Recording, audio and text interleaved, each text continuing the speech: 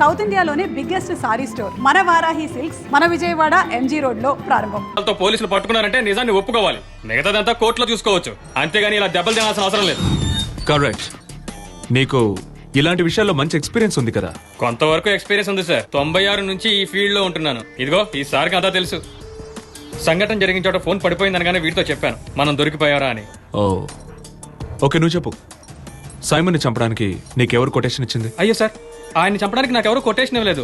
అది వీడు చేసిన చిన్న పొరపాటు. ఏంటో కథలు చెప్తున్నావు? నువ్వు చెప్పు. సార్, ఈ మధ్య కొత్తగా ఓపెన్ చేసిన బార్ ఒకటి ఉంది, 7 స్టార్. దాని ఓనర్ శశిధర్ని ఎవరో ఒక అతను బెదిరించాడు. అతని ఓల్డ్ పార్ట్నర్ జేమ్స్ విజయవాడలో కొటేషన్ ఇచ్చాడు. నాకు కూడా ప్రొటెక్షన్ అవసరం అయింది. నా పాలసీ ఇక్కడున్న కేసుల్లో కొటేషన్ ఇచ్చేవాళ్ళు అక్కడికి వస్తే లేపేయడమే. దాంతో వాడి పని అయిపోతుంది. 2 రోజుల పాటు అక్కడే ఉండి రౌడీల్ని పోగు చేశాను. మొత్తం 14 మంది. లాడ్జ్ నుంచి బయలుదేరిన మేము 3 బళ్లలో విడివిడిగా వెళ్ళాం. రాత్రి 1 గంట సమయంలో జేమ్స్ గారింటికి వెళ్తూ ఉండగా ముందు వెళ్తున్న బండి పంచర్ అయ్యింది. మిగతా 2 బళ్ళు అక్కడే ఆపాం. అందరం రోడ్డు మీదకి దిగి బండి రిపేర్ చేస్తున్నప్పుడు చాలా వేగంగా ఒక కారు వచ్చింది. అదొక స్కార్పియో.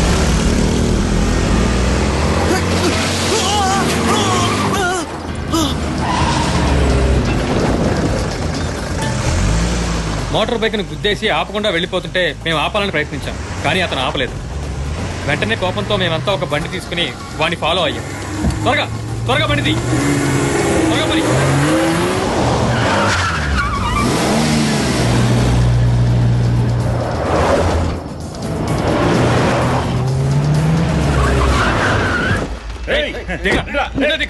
రారా బయటికి. రారా.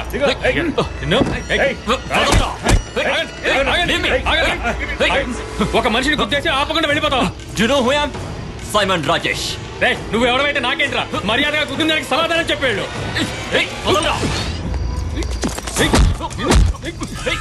ఆ సమయంలో బాగా తాగి మత్తులో ఉన్న బాబ్జీ బండిలో కూర్చునున్నాడు. మేం పడుతున్న గొడవ చూసి బండి దిగాడు.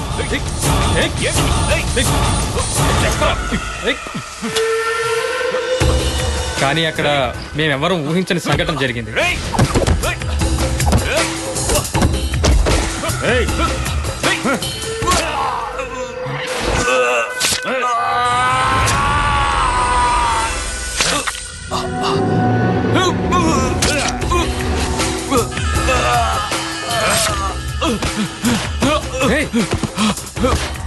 ఏంట్రా నువ్వు చేసిన పని?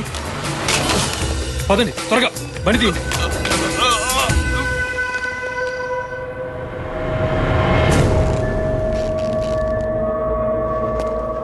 రియాజ్ హసన్ మంజిల్ టప్పాచెపుత్ర, ఇదే నీ అడ్రస్? అవును.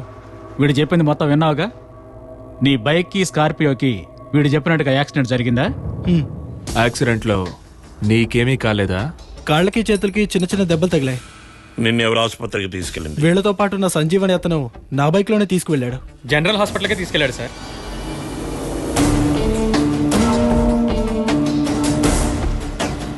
ఇంకేమైనా చెప్పదలుచుకున్నావా? చెప్పరు. నిజమే సార్, జరిగిందంతా జోషు అనే చెప్పాడు. ఆ రోజు నేను మత్తులో ఉన్నాను, ఏదో తెలియక ఆవేశంలో పుడిచాను sir. Alex sir, take them out.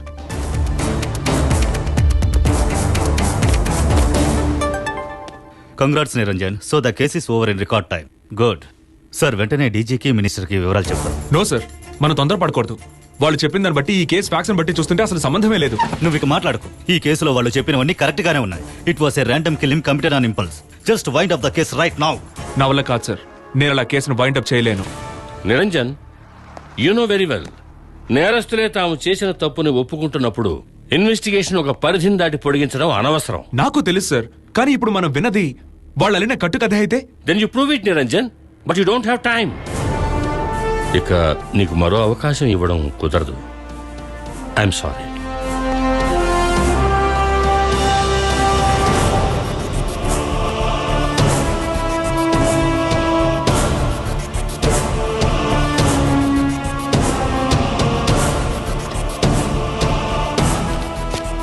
Sir, forensic report, autopsy reports వచ్చాయి. ఈ రిపోర్ట్స్తో పాటు సైమన్ బిలాంగింగ్స్ కూడా మనకు పంపించారు. Okay Alex. సార్,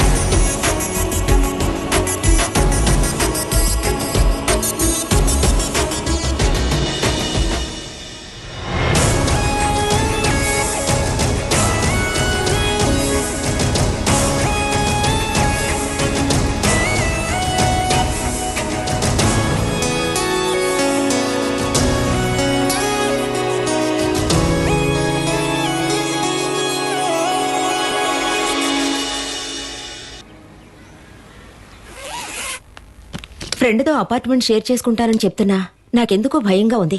ఏదైనా వైడబ్ల్యూసీలో అకామిడేషన్ చూసుకోరాదు? అమ్మా, అపార్ట్మెంట్ షేర్ చేసుకోవడం ఇప్పుడు యూజువలే కదా, అది బెంగళూరు లాంటి సిటీలో.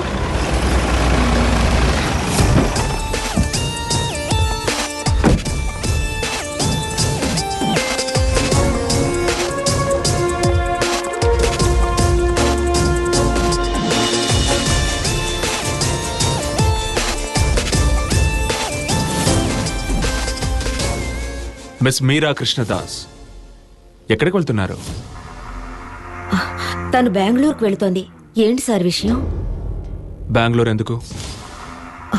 అక్కడ తనకి అడిగేది మిమ్మల్ని కాదు. బెంగళూరులో నాకు ఉద్యోగం దొరికింది. Name the firm. Tigers entertainment private limited as assistant manager business development. May I know why these queries? Oh, you don't know? Of course I don't know. Well then take it from you are not going anywhere. మీరు దగ్గరలో ఉన్న police స్టేషన్లో report చేయాలి. Say Alex will tell you where. హత్య చేయబడ్డ Simon Rajesh కంపెనీలో vice president public relation గా మీరున్నారు.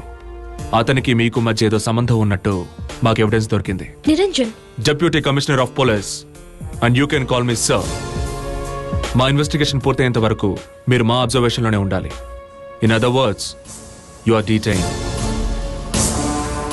మీకు ఎటువంటి ఆపద రాకుండా ఒక పోలీస్ ప్రొటెక్షన్ మీకు ఎప్పుడూ ఉంటుంది. So Alex will call you. Meera? Sir,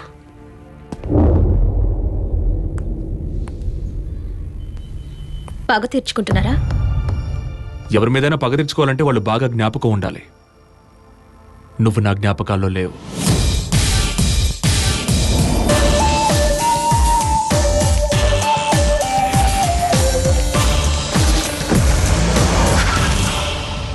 May I come in, sir? Yes, come in.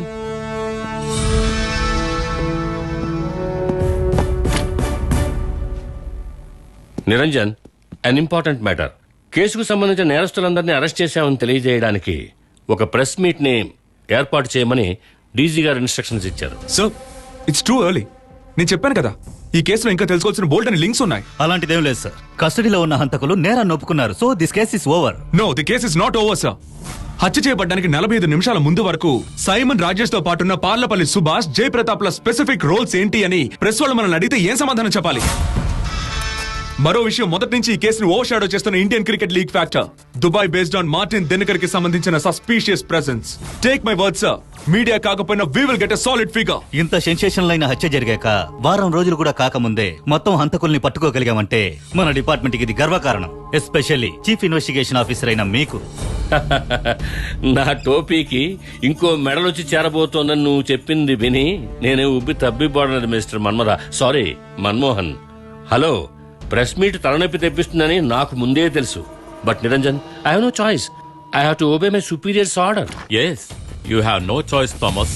ఒకప్పుడు నేను డీజీ కావడం వల్ల బయట కాపలా ఉన్న పోలీస్ నీ అనుమతి లేకుండా నన్ను లోపలికి వదిలాడు. Am I intruding? No sir, మీరు కూర్చోండి. So what's going on here?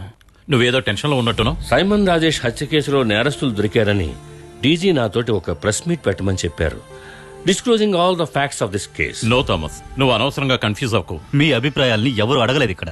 ఏం చెయ్యాలో మేము ఆలోచించి డిసైడ్ చేసుకుంటాం. ఏయ్, కాకి యూనిఫామ్ విలువేంటో తెలిసిన వాళ్ళు మాట్లాడుతున్నప్పుడు నీలాంటి పింప్ మాట్లాడకూడదు. నేను ఆ మాట ఎందుకు ఉపయోగించానో నీకు అర్థమైంది అనుకుంటాను. ఇంకెప్పుడు ఇలాంటి చెత్తవాగుడు వాగదు. Sir, mind your language. పోరా సార్ ప్లీజ్. సార్, నువ్వు ఊరుకోవయ్యా. సారీ థామస్, ఇక్కడ సీన్ క్రియేట్ అవ్వడం నాకు ఇష్టం లేదు. నేను సాయంత్రం ఇంటికొచ్చి కలుద్దాం అనుకున్నాను. మా ఎడ్యుకేషనల్ ట్రస్ట్ కి మెడికల్ కాలేజ్ పర్మిషన్ దొరికింది. వచ్చే 18వ తేదీన శంకుస్థాపన. నువ్వు తప్పకుండా రావాలి. వస్తాను సార్. ఉదయం హోమ్ సెక్రటరీని కలిసినప్పుడు డీజీ ప్రెస్ మీట్ పెట్టమని నీతో చెప్పినట్టు నాకు తెలిసింది. అందుకే డైరెక్ట్ గా నేను ఇక్కడికి వచ్చాను. థామస్, యు నో వెల్, వెన్నుపోటు పొడిచే వాళ్ళు మన డిపార్ట్మెంట్ లో ఉన్నట్టుగా ఇంకే డిపార్ట్మెంట్ లోనూ ఉండరు. ఏదైనా డెసిషన్ తీసుకునేటప్పుడు బాగా ఆలోచించి తీసుకో. You get me? I will do it sir. మర్చిపోవద్దు, 18వ తేదీ ఫోర్స్ లో ఉన్న వాళ్ళలో 6 ఇన్వైట్ చేస్తున్నాను. He's there in the list. నేను తప్పకుండా వస్తాను సార్. నాకు సమస్య వచ్చింది అని తెలియగానే వెంటనే ఇక్కడికి వచ్చి మీరు నాకు సలహా ఇచ్చారు కదా.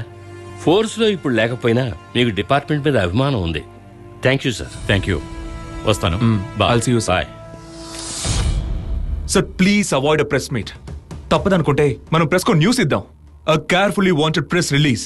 ప్రశ్నలు జవాబులు ఏమీ ఉండవు sir. When DG says press meet, it is press meet Niranjan. Sir ఖచ్చితంగా మిమ్మల్ని మిస్ఫై చేస్తారు. రేపు మీడియా వాళ్ళు అడిగే ప్రశ్నల వల్ల మీరు ఇబ్బంది పడతారు. You will be crucified. తెలుసునయ్యా, నాకు బాగా తెలుసు. మన డిపార్ట్మెంట్కి అప్పుడప్పుడు ఒక బలిపశువు కావాలి. This time it's me. భరించలేని అవమానం జరిగితే ఇప్పుడు ఇక్కడి నుంచి వెళ్ళాడా ఆయనలాగే నేను 4 లైన్లు రాసి రాజీనామా ఇస్తాను. పోతే పోయిందిలే అనుకుంటాను. కానీ భయపడి వెనక్కి తగ్గేవాణ్ణి కాదు సార్ నేను. పై అధికారుల ఆర్డర్ ప్రకారం ప్రెస్ మీట్ అరేంజ్ చేసి మీరు చెప్పొచ్చు that the case is over, but I will not take it. Bike లో వెళ్లే మామూలు మనుషులను అడ్డగించి హెల్మెట్ పెట్టుకోలేదని ఫైన్ కట్టమని చెప్పడం మాత్రమే కాదు సార్ పోలీస్ డ్యూటీ. మీరు ఆ రోజు చెప్పిన ప్రకారం I have buckle my shoes and start the hunt. నిజమైన హంతకుని పట్టుకున్నాకే నా వేట ఆగుతుంది. మీరు మానసికంగా సపోర్ట్ చేస్తే చాలు సార్, నాకు ఇంకేం అక్కర్లేదు. మిగతా వాళ్ళ గురించి నేను పట్టించుకోను. మనం మగాళం కదా సార్. ఐ విల్ టార్ ఇట్ అవుట్.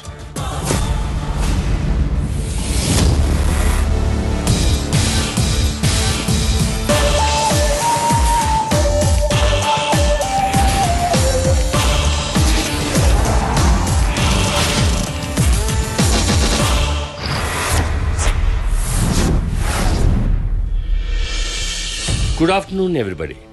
సైమన్ హత్య కేసులో నిందితుల్ని మేము అరెస్ట్ చేసిన విషయాన్ని మీరు రకరకాలుగా ప్రచురించారు. కేసు గురించి అనేక తప్పుడు ఇన్ఫర్మేషన్స్ వెలువడుతున్న ఈ నేపథ్యంలో నిజాల్ని మీకు వెల్లడించడం కోసమే ఈ ప్రెస్ మీట్. జోషువా అనే వ్యక్తి నేతృత్వంలో ఉన్న 14 మంది సభ్యులు గల ముఠా ఈ హత్య వెనకుంది. ఇందులో సైమన్ ని పొడిచింది పక్క రాష్ట్రం నుంచి వచ్చిన మల్లెల బాబ్జీ అనే ఒక గుండా. అతనికి కొటేషన్ ఇచ్చింది ఎవరు? ఇండియన్ క్రికెట్ లీగ్ కి సంబంధించిన ఏదైనా బిజినెస్ గ్రూప్ ఉందా దీని వెనక? ఒక అమాయకుడి మీద నేరం మోపుతున్నారని మీ మీద ఆరోపణ ఉంది. మేము అడిగిన దానికి సమాధానం చెప్పండి sir. Please please please listen to me. Please please listen. నిజానికి జరిగిందేమిటో నేను మీకు వివరంగా చెప్తాను.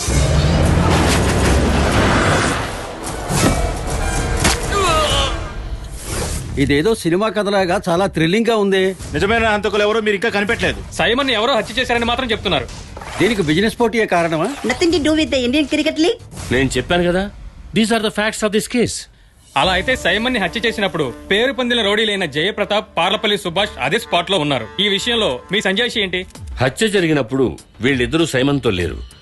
సైమన్ హత్య విషయం తెలియగానే అరెస్ట్ అవుతామని భయపడి పారిపోయారు. జయప్రతాప్ కి, సుభాష్ కి ఈ హత్యతో ఏమైనా సంబంధం ఉందేమోనని మేము దర్యాప్తు చేస్తున్నాం. అండ్ వన్ మోర్ థింగ్, ఆ మల్లెల బాబ్జీ హత్యకు ఉపయోగించిన కత్తి మాకు వాళ్ళింట్లో అతని గదిలో అతని మంచం కింద దొరికింది. అది 2 గంటల క్రితం. So it's a conclusive proof. Hello Manmohan, ఇది అఫీషియల్ కన్ఫర్మేషన్ అని అనుకోవచ్చా సార్? ఆయుధం దొరికిందని కమిషనర్ చెప్పిందని మీరు కన్ఫర్మ్ చేస్తున్నారు కదా సార్? ఎస్ ఎస్ ఎస్ అవును. పోలీసులకి కత్తి తయారు చేసి ఇచ్చింది నువ్వేనా? హాయ్, నేనే చేసి ఇచ్చానండి. ఎవరి కోసం? 2 టౌన్ ఎస్ఐ జాన్ గారి కోసం అండి. 2 టౌన్ ఎస్ఐ 2 పోలీసులు స్వయంగా కొలిమి దగ్గరకు వచ్చి కత్తి చేయించుకు వెళ్లారని కమరి నారాయణ చెప్పారు. దీన్ని బట్టి నేరస్తుడి ఇంటి నుంచి కత్తిని స్వాధీనం చేసుకున్నామన్న పోలీసుల స్టేట్మెంట్ అబద్ధమని